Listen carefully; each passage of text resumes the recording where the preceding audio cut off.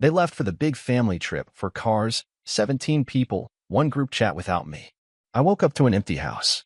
When I called, Mom said, "We thought you were in the van with your cousins." I said nothing. 2 hours later, my sister accidentally sent me a screenshot meant for her friend. "He's really not here? OMG. Our plan worked." I just replied, "Merry Christmas." Then I quietly canceled the $12,500 booking. And then came step 2. At 8:03 a.m., I had 101 missed calls. One just said, "Emergency." It must feel good not being included. My uncle had said last Christmas, half laughing, half serious, after I'd offered to pay for the family dinner. Makes things easier when people forget you. I thought it was a joke. I laughed too. But now I know it wasn't. This year, I woke up in a silent house on December 23rd. No messages. No knocking. No breakfast smells. Just a quiet so thick it felt like insulation. The living room was spotless, except for a stray charging cable and 2 pine needles near the door. My suitcase was still in the hallway, unopened from the last work trip. My toothbrush dry. My wallet untouched. I thought maybe I was dreaming. Or maybe they were running late. So I called. Mom picked up on the second ring, like she wasn't expecting it. I said, "Hey, where is everyone?" There was a pause. The kind that swells like water behind a dam. She said, "We thought you were in the van with your cousins." I said nothing. Just like that, 17 people, for cars, one giant family trip, and no one had noticed I wasn't there. Not a single call. Not a check-in. Not even a seat saved. She said, "I swear, I thought Zach told me you were in car 2. Maybe there was a mix-up." Another silence. Then I hung up. I didn't yell. I didn't ask why I wasn't on the group chat. Why I was left out of the planning. Why I'd helped pay for that Airbnb in the mountains. Yes, $12,500 on my credit card, and still wasn't counted. 2 hours later, my phone lit up. It was a screenshot. From my sister, Emma. I could tell it was meant for someone else, probably her friend Caitlin. It showed the group chat. 17 names. A pinned message about the itinerary. Underneath, her text read, "He's really not here? OMG. Our plan worked." I just stared at it. I didn't write back right away. I didn't call her. I just sat down at the kitchen table, opened my laptop, logged into the Airbnb account, and quietly hit cancel. The refund processed in seconds. The money would return to my card within 3 to 5 business days. Then I sent one message back. "Merry Christmas." No punctuation. No emojis. No rage. Just a line they'd remember. 30 minutes later, my phone started buzzing. 42 missed calls. Then 70. Then one message that just said, "Emergency." I turned my phone off. Because now it was time for step 2. The first call I answered was from Dad. His voice was raw like he'd been screaming already. "What did you do? You canceled the whole house?" "No," I said calmly. "I canceled my booking. It just happened to be the entire booking. Because it was on my card." "You think this is a joke?" he growled. "There are 17 people standing outside a cabin in the snow. You think I'm a joke," I said, and hung up. I turned my phone back on an hour later. By then, the panic had become orchestral. Missed calls from my mother, Aunt Marianne, Cousin Leo, Emma again, even her boyfriend Zach, who had apparently become family faster than I could even get a group invite. I didn't respond. I just watched. Because for the first time in years, I wasn't scrambling to fix what they broke. Backstory they didn't expect me to tell. For 3 years straight, I paid for every holiday rental. "We'll send you our share later" never came. Every birthday gift for cousins? On me. Every time Emma's car broke down, guess who she called? Not because I was her brother, but because I was the default. Mom once told me, "You're the responsible one. That's why we lean on you." No, I was the quiet one. That's why they thought I wouldn't fight back. They used me like a credit card that never expired. Fake apologies and real lies. By Christmas Eve, they were desperate. Mom texted, "We didn't mean to exclude you. There was just a lot going on with Emma's kids and Zach's visa. Please let's not ruin Christmas." I didn't answer. Emma posted on Instagram from a roadside diner near the mountains. Black coffee, messy hair, and a caption. "Family means not always agreeing, but always forgiving." I laughed. The comments were all sympathy. "Stay strong, babe. Hope things calm down soon. People show who they are when it matters most." And then I saw it.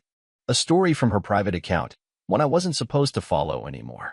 Screenshot of our family group chat, minus me. Caption. "He's finally out.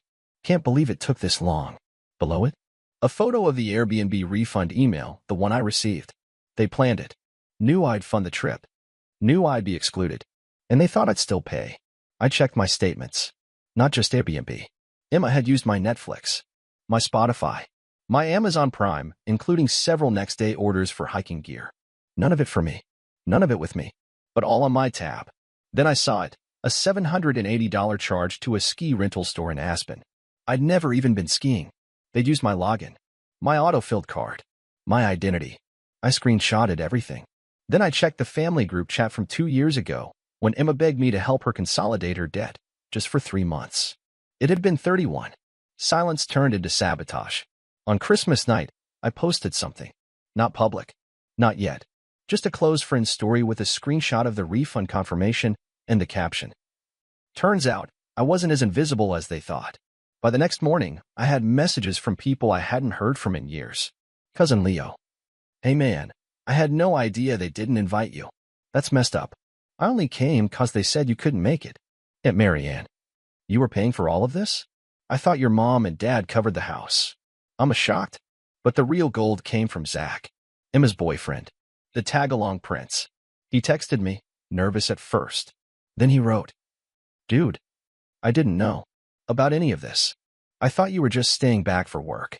Emma said you volunteered to cover the Airbnb. Then, she said you didn't like being around people anymore. That you were fragile. Fragile. The same word Dad had used last year after I told him I was burned out from work. Fragile boys don't last long in real life. What Zach revealed broke everything open. Zach called that evening, voice shaky. He told me everything. Emma had been planning the perfect family trip since October. Her words, not mine. She called it her Christmas rebrand.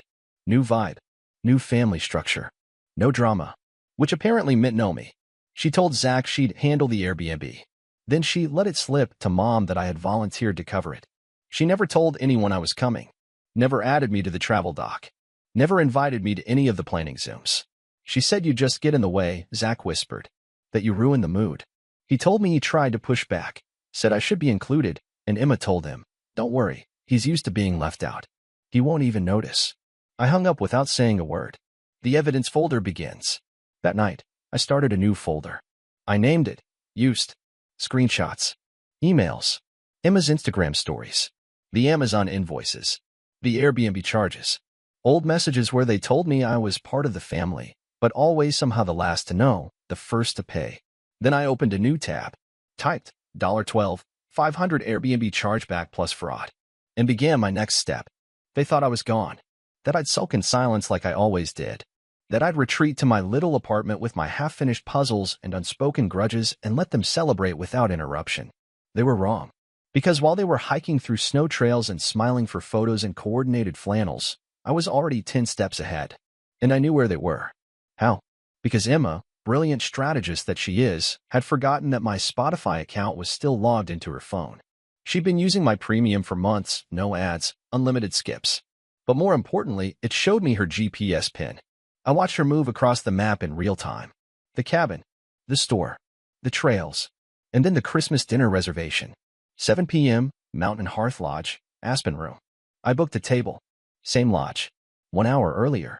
I packed my laptop, the folder marked, Used, a printed stack of every transaction from my card, and my phone with the screenshots queued up. I threw on a suit I hadn't worn since my last job interview and drove up the mountain in silence. Just me, the engine, and the fury. 7 p.m., the Aspen Room. They were already seated when I arrived. 4 tables pushed together. 17 people. The real family. My seat, of course, was empty.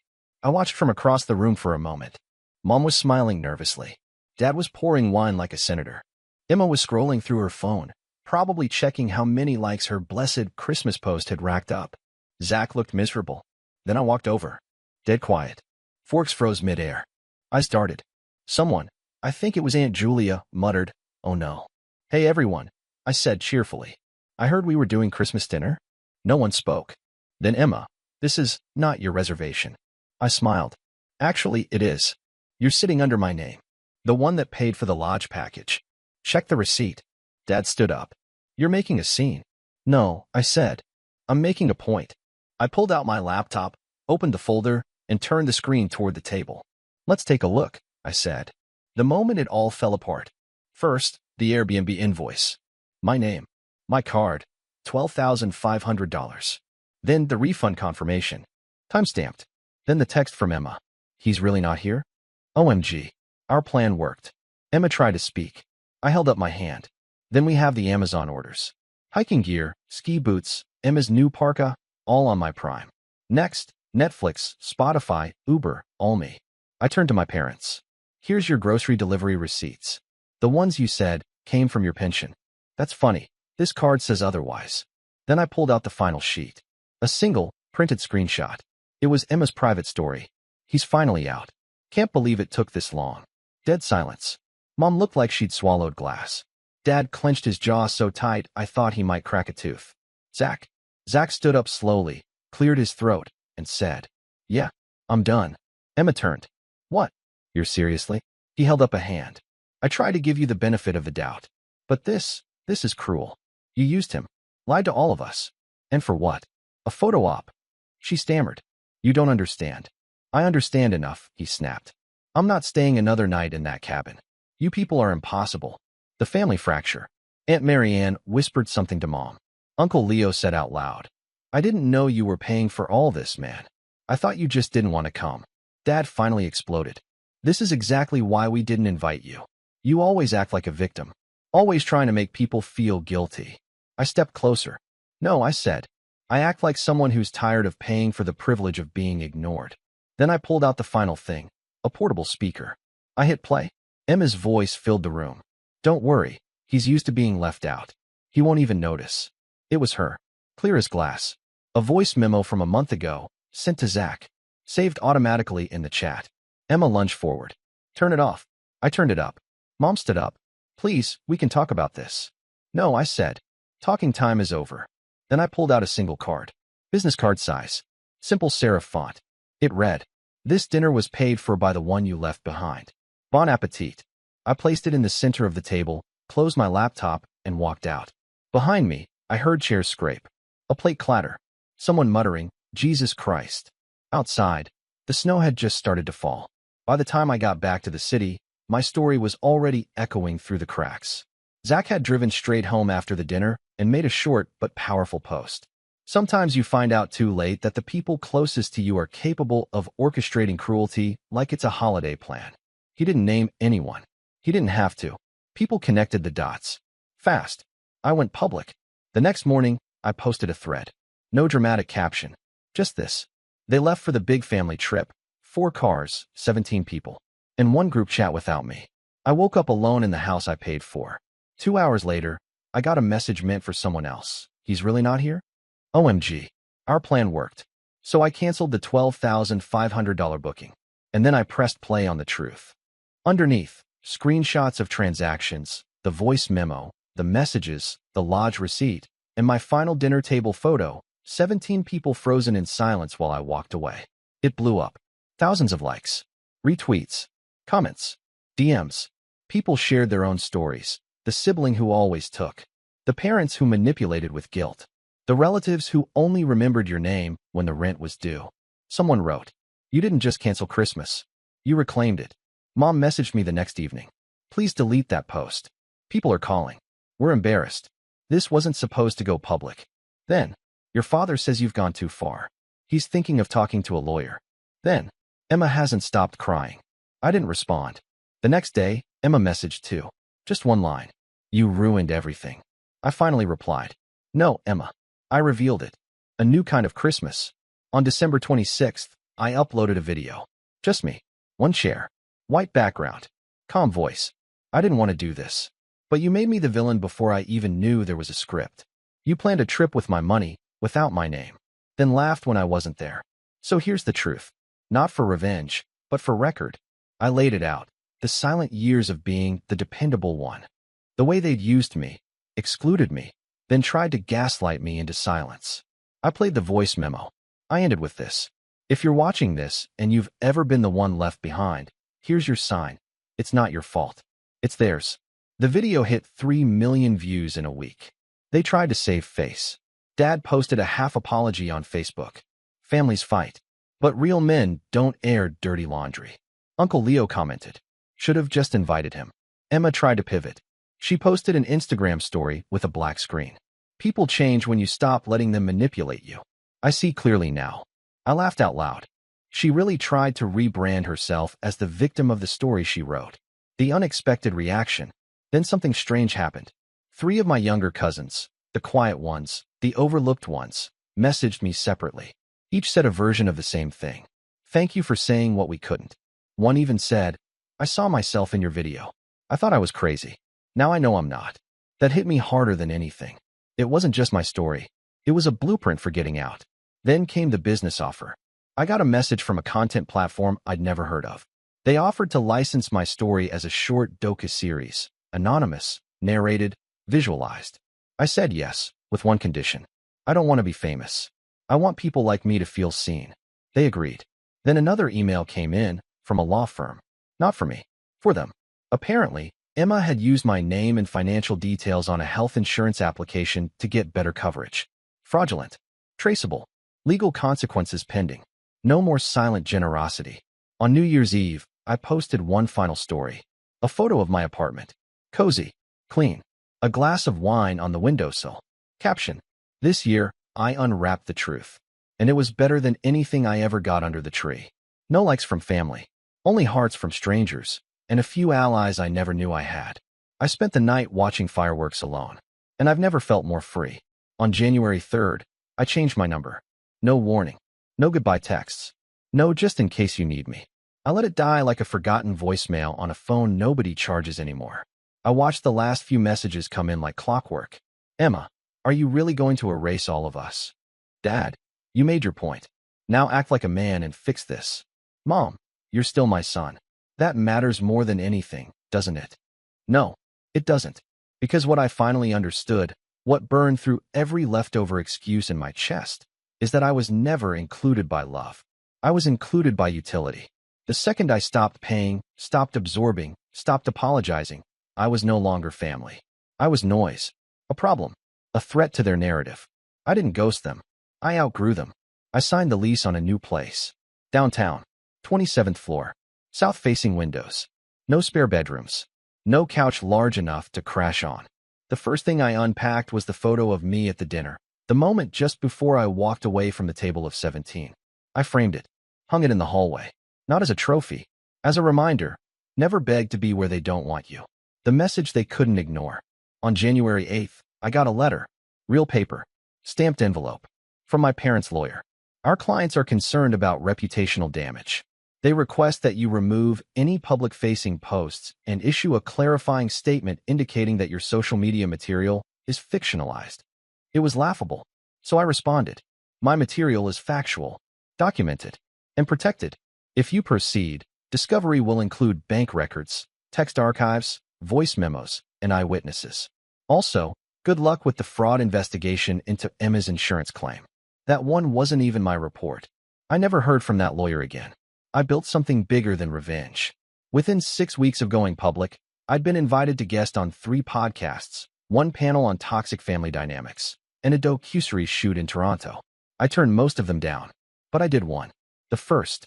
The host asked me, "What do you say to people who tell you blood is thicker than water?" I smiled and said, "Then don't be surprised when your own family tries to drown you." The final gesture. And then came the sign. Literally. I opened a small co-working space on the edge of the city. Creative types, freelancers, people who'd clawed their way out of messes and needed somewhere to rebuild. I called it Not Included. Under the name, in smaller text. A place for the ones who got left off the invite. On opening day, I taped something to the front desk. A printout of that first message from Emma. He's really not here? OMG. Our plan worked. Framed under glass. With one sentence typed below. And now I am. I don't miss them. I miss who I pretended they were. Sometimes people ask me if I've forgiven them. I tell them, I've released them. That's not the same. I don't hate them. I don't wish them harm. I just don't carry them anymore. I don't answer unknown numbers. I don't check old threads. I don't walk past mirrors and wonder what I could have done differently. Because the truth is, I did everything right. And they still chose to leave without me. My last words to them were quiet, but final. Christmas card season came early this year. I printed just one. Sent it to my parents' house. Inside, a photo of me in front of the Not Included sign. No caption. No return address. Just one post-it note tucked inside. Next time, try paying for your own vacation. I wasn't forgotten. I was erased. But I turned it into a billboard. And now, they get to drive past it every day. But they don't get to come inside. Not anymore.